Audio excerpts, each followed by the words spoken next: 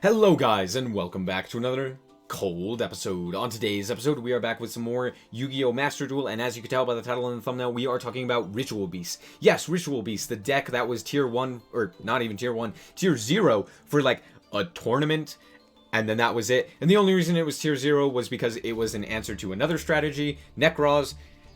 That was basically it. However, this deck is insanely hard to pilot and incredibly fun.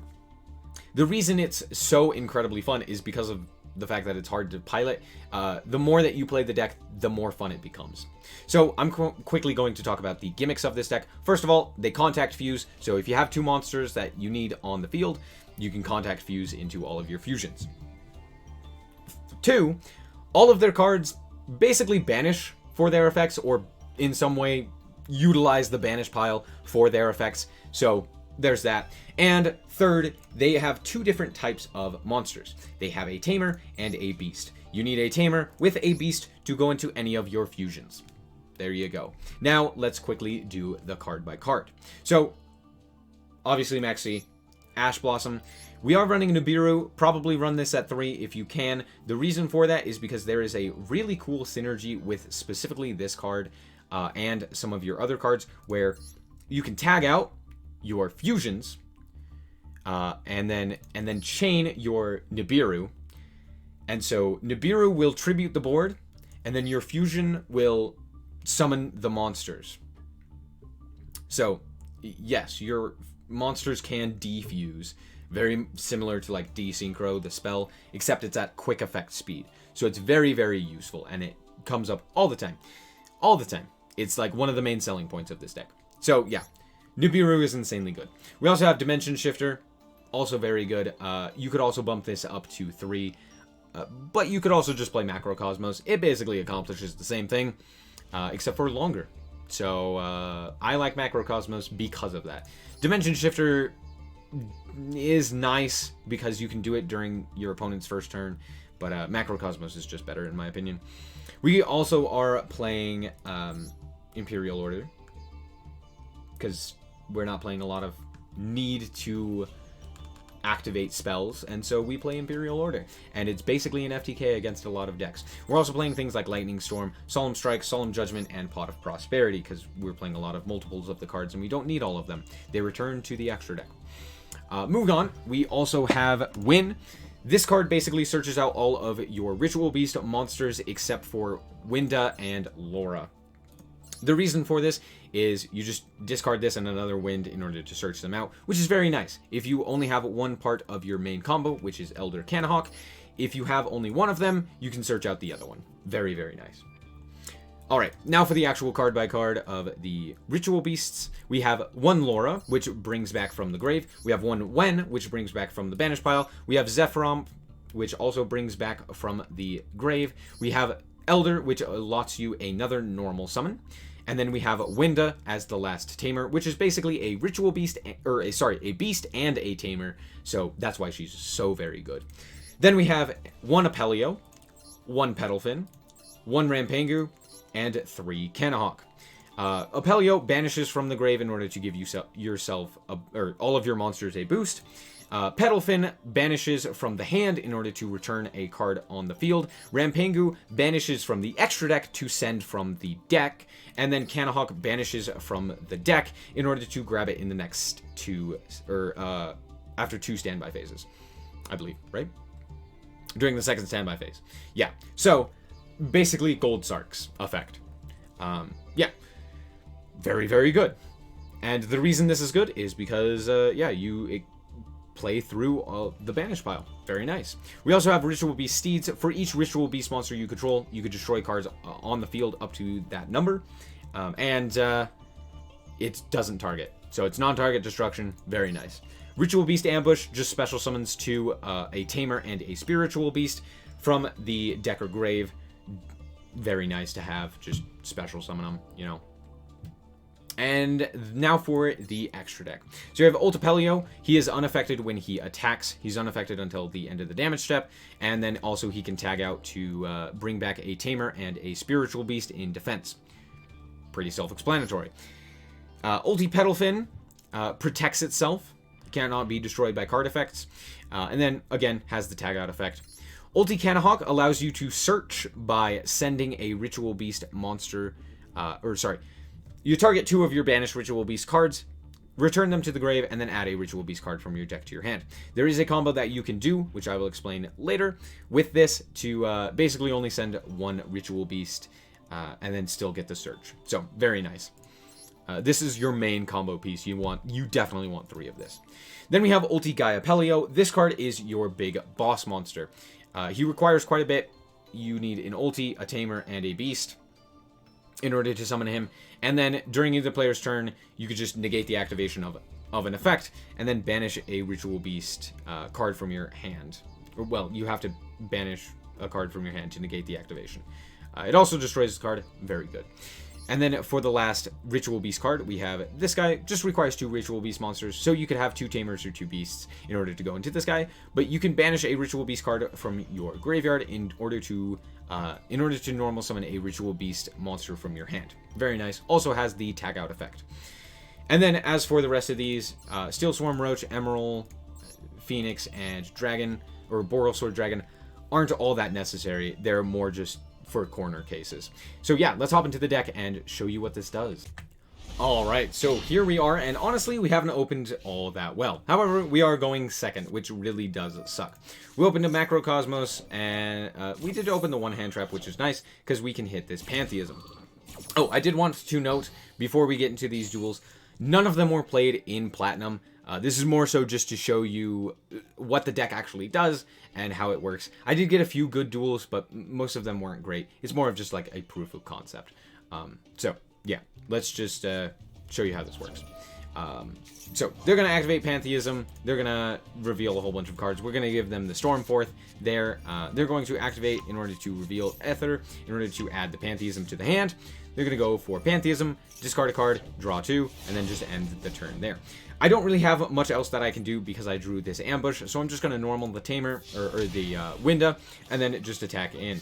We have basically a non-target pop 1. We also have Macrocosmos and Ritual Beast Ambush. Ritual Beast Ambush can be good if this guy goes to the grave.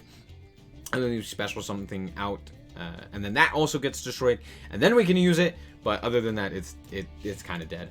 So we don't really have much here. But we're going to activate Macrocosmos as soon as we can. They're going to activate their stuff. They're going to search out the field spell. They're then going to go for Pantheism. They're going to reveal a few things. And I'm going to give them the thing that pops a card. And I was like, it doesn't really matter. They're going to go for Edia into Eidos. And I'm going to pop this because I know that they have the Aether in hand, which does require 2 tributes.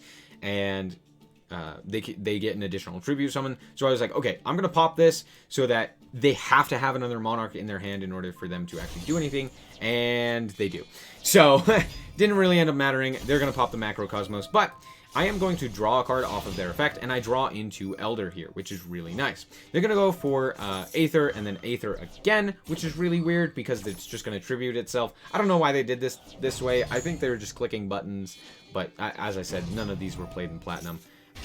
So, there's that. I'm just going to normal summon another Winda here, and then I am going to go into Pettlephin. The reason I have to do this is because I am currently locked out of the extra deck. I literally cannot use it. So, I run the Winda in, I take the damage, and then I go for Pettlephin. Pettlephin here can just target the guy that was tribute summoned and return it to the hand. This card's also locking me out of the extra deck because they have a tribute summoned monster and no cards in their extra deck. So, I'm going to return that guy, and now I can go into the extra deck. So, here we are going to go for the Cannahawk. I'm going to activate Cannahawk's effect. I'm going to return 2 cards, and then I am going to special summon it to 2 of the monsters. So, I didn't explain this earlier, but as you saw, I can literally chain to my own effect. So, what I do is I target a card that I want to send to the graveyard. Here I targeted Steeds, as well as a card that I want to special summon. Here I targeted Zeframpilica. Then, I chain to that, targeting 2 monsters that I want to special summon. So I target the one that I already targeted that I wanted to special summon, and then the Spiritual Beast Tamer Winda. So these 2 will be brought back onto the field. This card will go to the grave, and I will still be able to search out my card. You have to have at least one of your cards go to the grave in order for you to search a card. If none of them go to the grave, you don't get a search. Do keep that in mind when you are going for these combos. So here it's going to resolve. we're going to special summon, and then we are going to send the card to the grave and search out our ambush. The reason I go for ambush here is because I don't really have much follow-up. I've already used my normal, so here I'm just going to go for the Ulti-Pettlephin because it is big enough to basically to prevent them from attacking over it, because it's 2800 defense and they have 2800 attack. However, this guy does give them a boost if they are tribute summoned. So they're gonna go for it. Pantheism here again. They're gonna reveal a bunch of cards. I'm gonna give them I forget what it is, but the continuous spell, because I didn't want them to special summon this guy back, because he does have an effect when he is special summoned. So they are going to go for the Ether here. They were able to decrease its level to 6, so they only needed the 1 tribute. Then they're going to activate the Return of the Monarch to search a card, as well as Ether, in order to mill some cards as well. So this is kind of looking a bit sketchy, but it's honestly not that big of a deal. They're going to summon out Erebus, and we still have Winda, which has another effect, which I think you will see right now.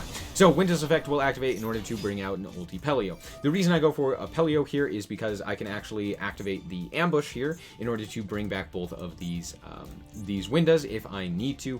And I figured they weren't going to attack anymore, so I can actually just activate the Apelio to banish from the grave.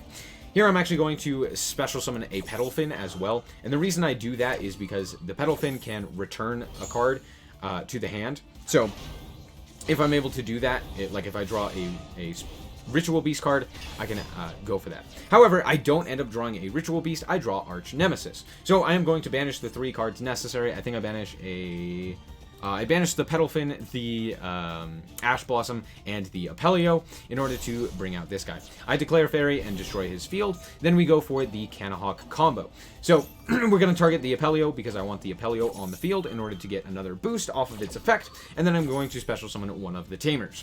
So here we bring out all of those guys. We activate Cannahawk's effect in order to add a card. I add Elder here because I haven't yet normal summoned. We're going to go back into the Ulti-Cannahawk. We're going to target 2 more cards, one of them being a card we want to special summon. We're going to special summon back both of the Windas because they count as both a Spiritual Beast and a Tamer, so you can use 2 of them in order to go for that combo. We're going to add another Cannahawk here, so now we have Elder Cannahawk. We're going to go once again into the Ulti-Cannahawk. We're going to activate its effect after banishing with our regular Cannahawk's effect in order to get another search. So, how many searches have we had this turn? That is 3. Pretty freaking good, on top of the fact that we also have had this guy on the field. So, pretty good. We're going to go for the Rampengu, we're going to banish a card, and then we are going to go into the Link monster. At this point, we are going to get the extra normal summon off of Wynn, and then Wynn's effect is going to special summon it again. At this point, I have lethal, so I'm going to attack in for game. However, during main phase 2, had they had something to prevent me from going for game, I could still go off and search more cards and the like. So yeah, lots of searching, and it does take a long time, and sometimes people will just surrender before you even get a chance to finish your combo. Alright, so here we are in the second duel. This time we actually get to go first, and we drew Pot of Prosperity, which is really nice. So we're going to banish 6, and we are going to search for that guy right there. Did you see him? It's Elder. Elder Cannahawk is incoming. We also have 3 traps, which is really solid. It's because we can get a ton of advantage off of this. So we're going to go off. We're going to banish ourselves an Apelio here. We're going to target 2 cards. We're going to bring back the Apelio because we can just banish the Cannahawk here off of the Apelio's effect and then still get it into the banish pile. Notably, one thing I do want to note real quick is that the Link monster in particular sends the cards to the graveyard, just like a normal Link monster. So unlike the fusions, your cards are not banished, they are in the grave. But that's really good because it sets up its own effect in order to get the additional normal summon. And you'll see that come in clutch here. So we're going to banish the Cannahawk, so now it's in the banish pile for Wynn. We're going to activate the effect here. We're going to banish the Elder, and then Wynn's effect is going to activate. We are going to... So, as you could tell, there are a lot of times where people will just straight up, like, not play the game against you, either because your combo is taking too long, or you open like this. They're going to Ash Blossom. I don't know why, but they do. Technically, yes, you can Ash Blossom that, so, you know. They're going to go for Reinforcement, grab themselves... Oh, wait, no, they can't do anything. You play a lot of cards that just straight up end the game. And I did want to showcase that. Sky Striker is actually a pretty decent deck. I think they misplayed a little bit, and obviously they're not that the most comfortable player. But with that being said, yeah, you basically can just straight up FTK your opponent with that card, especially against things like Sky Striker and the like. Okay, this is another showcase of basically an FTK, and this replay will not do it justice because it was hilarious. So this guy's playing Automats. Automats are incredibly weak to specifically Nibiru. I play one Nibiru. I drew it. It's game over. On the 5th summon, I Nibiru his board. And I want you to know, I sat here for a solid minute. Nothing happened. And then he surrendered. So, again, FTKs. This is something that is actually pretty common until you get to Platinum, where you will just have an opening, whether that's Nibiru, Dimension Shifter, Macrocosmos, Imperial Order, something along those lines, or just your opening combo, where people will just surrender. Just straight up, they have nothing in response to that, and it's game over. Alright, so this is actually the real showcase of the deck. We ended up drawing two things that don't pair well with each other in Maxx and Dimension Shifter, but I'm actually going to go on and opt for Maxx here because it is definitely better.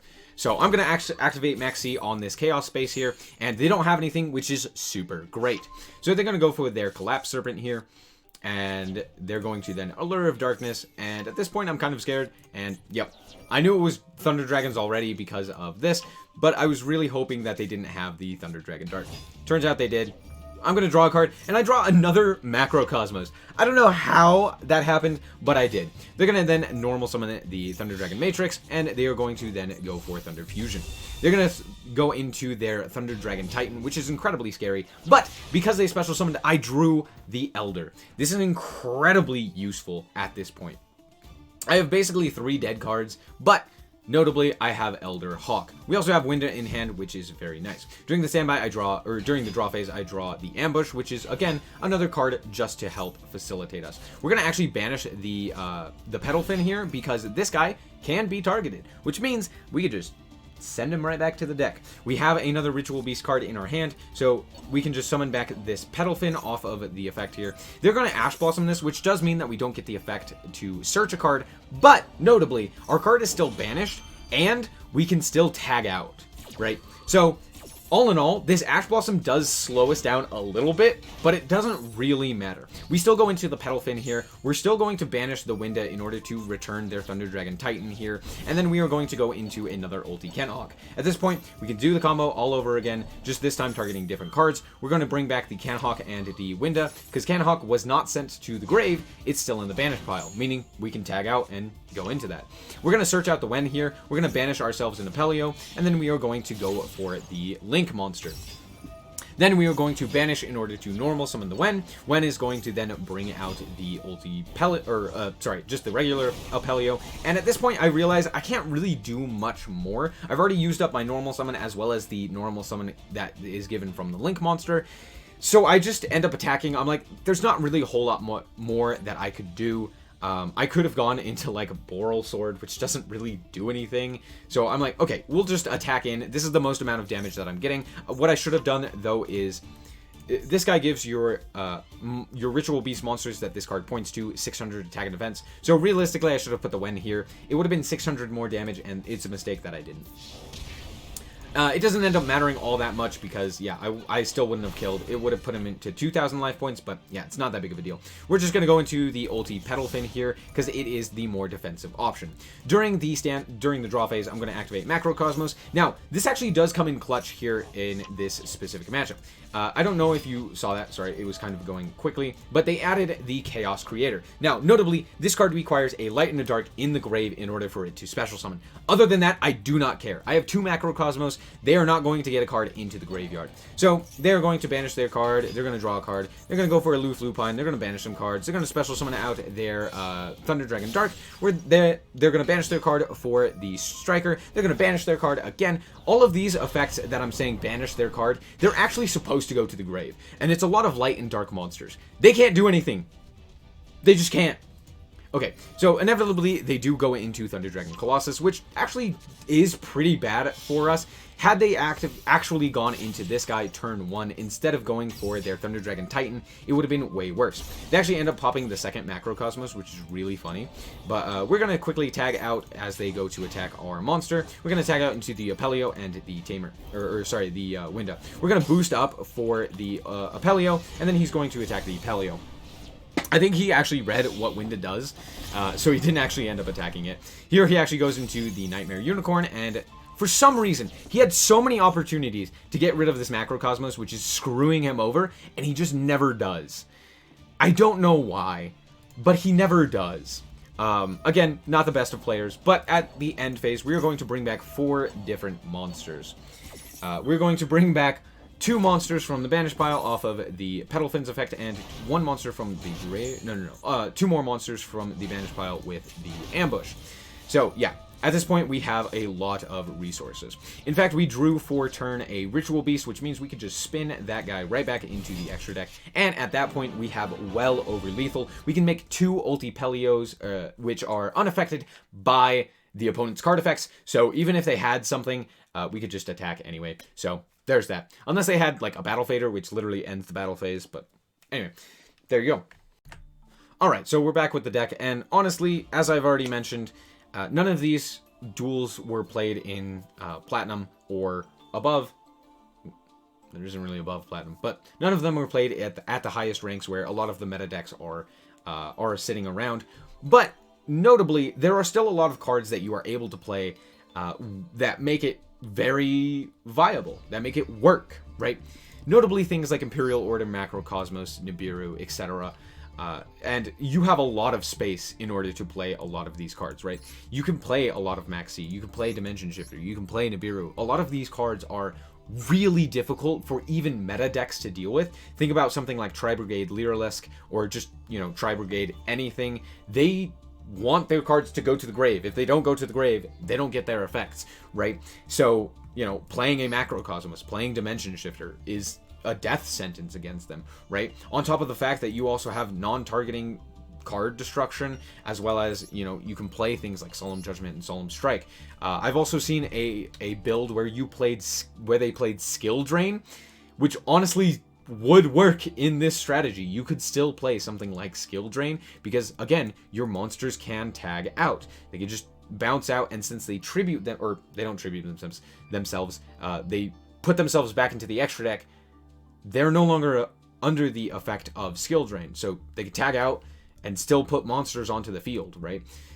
The only thing is, you're not going to get the effect of Cannahawk, but every other effect, every other important effect, namely Elder and Winda, you can still activate, right? You can also still activate the effect of Apelio to banish a card. Sure, you don't get the attack boost, but you can still banish a card, which is very nice. So there's a lot of things that you can still do under Skill Drain that make it really work.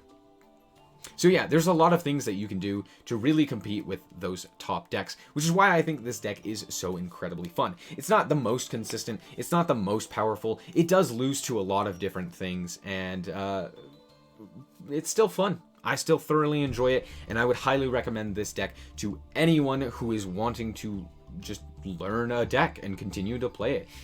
It's not too expensive, but with that being said, you do need to invest into this deck if you are going to commit to it, because there's a lot of the tech cards that are very important, namely Wynn as well as Imperial Order and such.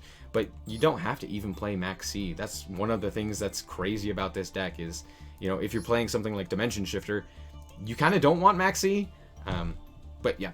That's going to be it for this episode. I hope that you guys did indeed enjoy. If you did, a like is very much appreciated. And if you want to check out more content like this, as well as more Master Duel, then just be sure to subscribe. Anyway, thank you guys so much for watching. And remember to always stay frosty. Bye-bye.